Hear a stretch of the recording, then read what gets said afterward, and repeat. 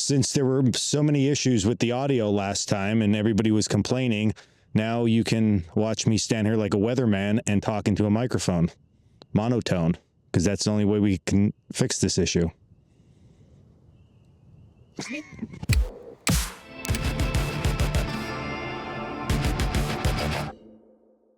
What's up, guys? Dan here, Coalcracker. So that opening is because we did like a whole reformat of the channel, which we already talked about, and we didn't do good with the audio. But it's okay. We got it all squared away. And if it's not good this time, we are going to bring back the old Weatherman microphone, and we will have good, fun time with the whole situation. So fun overall, right? But we're serious today because we're going to be talking about survival mistakes that you can make that can cost you your life possibly. So it's very important when we're going to recreate, because it is spring and summer is coming and we're going to spend a lot of time outdoors, or maybe family and friends are going to be going out and you can share some of this knowledge with them and keep them safe while they're out there. So let's talk about the 5 mistakes that you might be making when it comes to going in the outdoors. Mistake number 1, not checking conditions and the weather. All right, so when you first decide you're going to recreate in the outdoors, it's important that you check your conditions. So looking at something like a topographical map, or even better, you can just go on your cell phone in the luxury of your own home, pull up a mapping program like Google Maps or Google Earth, and you can scroll through that, look at where you're going, look at where there's water sources, where there's known terrain features, and make yourself a little bit of a plan before you head out into the great outdoors, that if something would happen, that you get misplaced or lost, at least temporarily, you have a good understanding of what direction you need to head and how you need to get yourself out of the situation. Likewise, you also want to look at the current weather, not for the day when you're sitting at home, but the day that you're going to be out recreating, because that is going to keep you safe in a number of other ways when it comes to packing your gear and packing your supplies. Survival mistake number 2 is not leaving a good detailed plan. We want to make sure whenever we are going to be going into the great outdoors that we leave a plan and we let someone know what to do in case we are missing or don't show up where we said we're going to be over time. Now,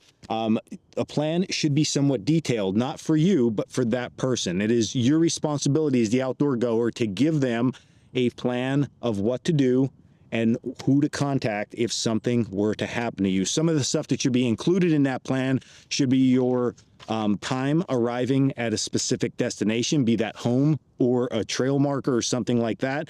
And then if you're not there, a contingency plan saying, hey, if I'm not there by this time, wait until this time and then contact these people, and have some phone numbers of the park manager or the park office, also some rescue and safety numbers on there for that person so they don't have to search for it. And that way you're doing them the service of giving them this, and they can just simply go down your checklist, and that is going to keep you safe if something would happen. All right, the next mistake that individuals make when traveling in the outdoors is not bringing any equipment with them. Survival equipment can be super easy and super portable to pack. So we always talk about the survival priorities on this channel: fire, water, shelter, and food. Generally, in a short-term scenario, we're looking at water, so we want to have some way to disinfect water. Our go-to has always been boiling water. And then we also want to think about a shelter component. That's number 1, the way you dress, but also an external component. Here we have our T60 emergency shelter. There's many different ones on the market. Something that's going to block precipitation and wind is very important.